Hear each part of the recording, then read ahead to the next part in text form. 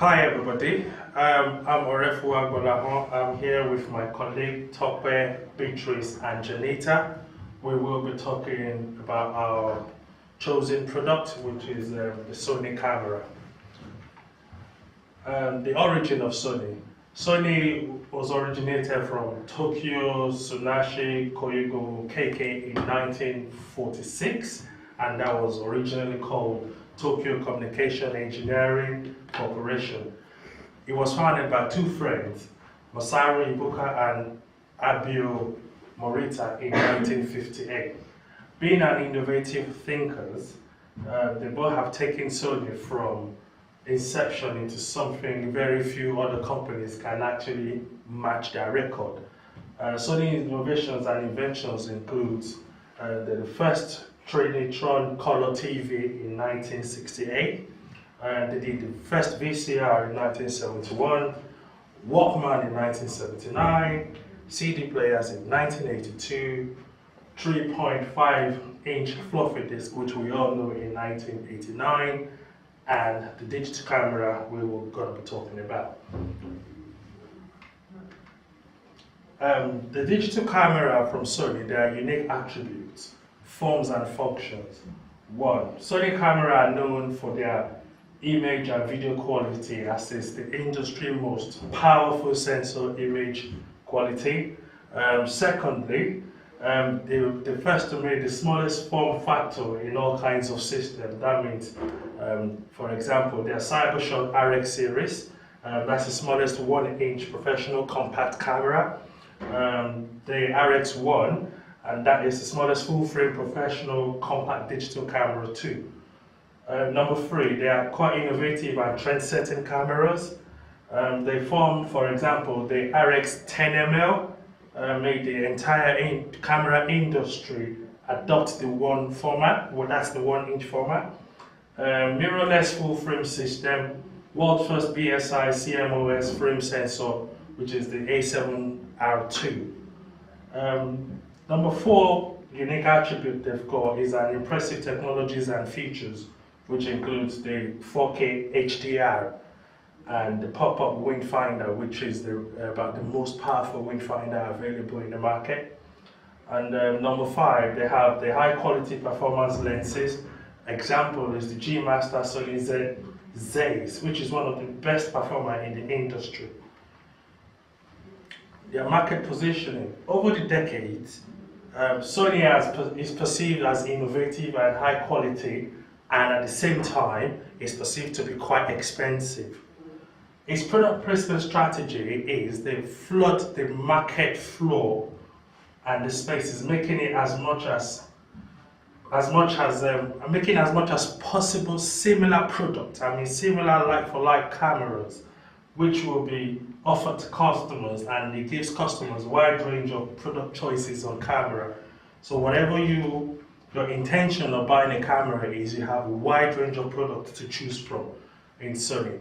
I now introduce you to Beatrice, that will be talking about Sony's SWOT analysis.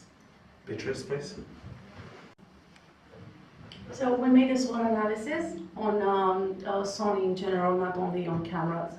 So we see the strengths that they have loyal customers, they have a brilliant supply chain, and they are experts in minimizing things. Also the weaknesses is like they have weak financial sheets because they had some problems in the past. They have been weak, they had weak marketing in the past years, and they insist on their own format, they don't want to change anything. The opportunities that they are facing is the fact that the technology is always changing, everything is changing. They have lots of softwares, and they have a partnership with FIFA, and the PlayStation is theirs.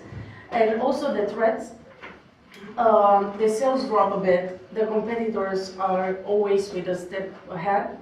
Also the technology might be a threat because they always have to change something. And the lower cost of the competitors as well.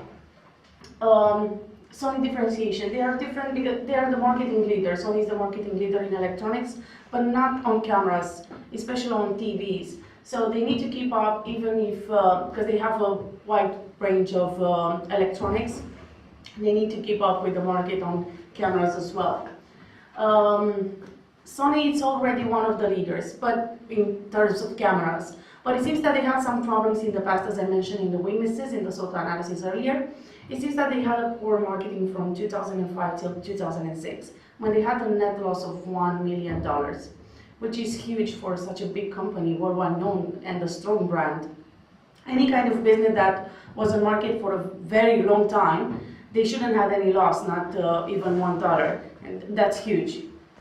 Also, this is the result of the bad marketing and bad strategy. So after that financial year, they made some changes in the company, which was benefic for the business. They focused more on marketing campaigns, on advertising, promotion. They made a strong e-business as well. They changed their target by focusing not only on young people, but on everyone, both male and female. And finally, they managed to build a relationship with loyal customers, which brought them the success that they have today.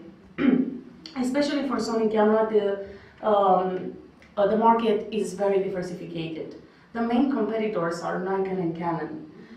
By taking a look to their website, we can see straight from there the difference between them in terms of strategies. Nikon website looks professional. It's the kind of camera that someone will buy if they work in the photography domain, if they have a hobby for that, or if they are interested in taking pictures with the wildlife or something like that. Canon adopts like extreme picture, nature, wildlife. It's the kind of camera that inspires adventure. Someone will take Canon if they are going in different trips or campings. Sony, on the other hand, looks totally different.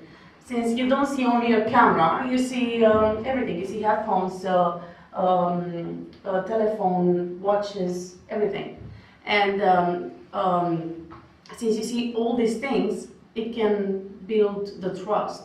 Also, the first image that we see is very simple, and it's for everyone. It can target both male and female, young or old, professional or hobbies, and also it looks affordable, something that anyone could have.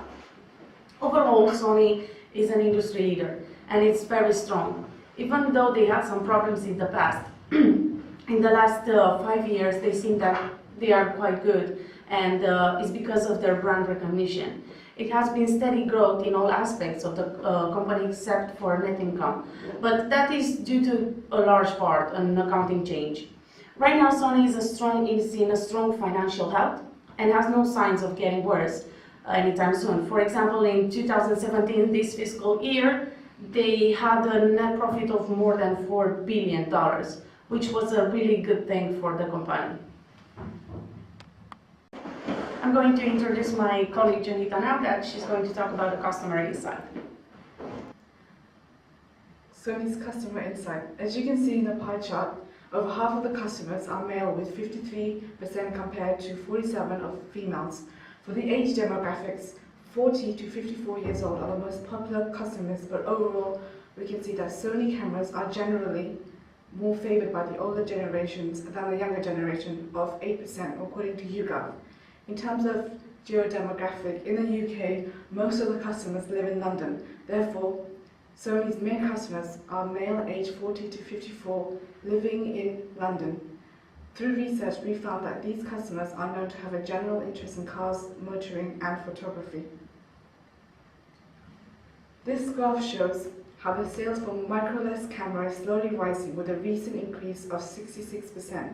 The older demographics is very common among camera brands. For example, Canon, the biggest camera brand in the world, their popular customers are male aged 55 and older, which majority are living in London. Research shows that the current Sony camera customers are very loyal to the Sony brand.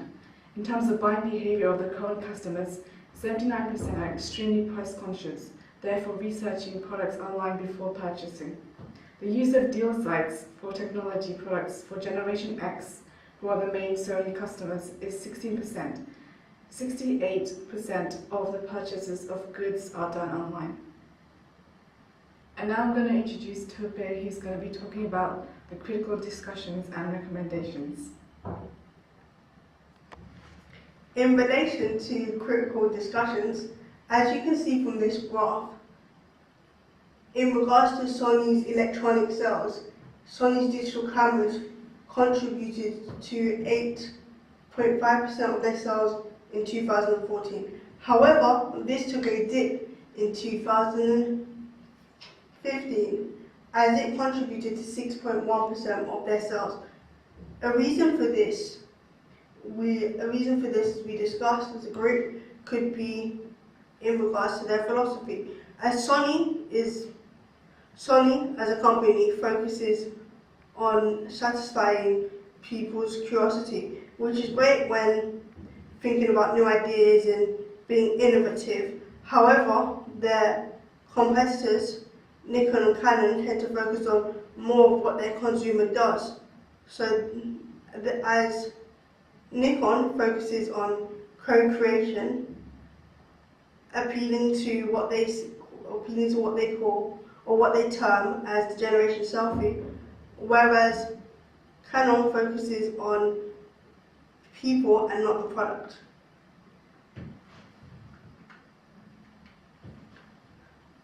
In relation to recommendations, after having a lengthy discussion as a group, we came up with 3 recommendations that Sony can use to help improve their sales. As you can see from this graph, okay, for the first point we recommended was increase the use of social media adverts and become more prevalent on social media using sites such as Facebook and Twitter. According to this Mintel graph, the biggest age demography for cameras are 16 to 24 years old. After that is 25 to 34 years old. Although Sony's cameras are targeted at 45 years old and above. Therefore, and their social media consumption of 16 to 24 and 25 to 34 years old is Facebook and Twitter. So therefore, it would be more beneficial to use social media platforms that appeal to them.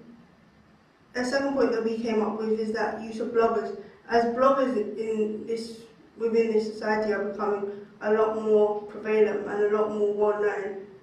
So therefore, we thought that they could utilize the use of bloggers, as they are very much into, some bloggers tend to be very much into photography in order to take those really good perfectionist kind of photos for their blog. So we thought that would be really beneficial to utilize that and to use it to their advantage. And we also thought that Sony needs to be customer orientated, as Sony needs to keep up to date with the changes in the camera industry and also take their customers and also take their customer market research knowledge into more depth and understanding. Therefore, this will give them a window of opportunity to help increase their sales.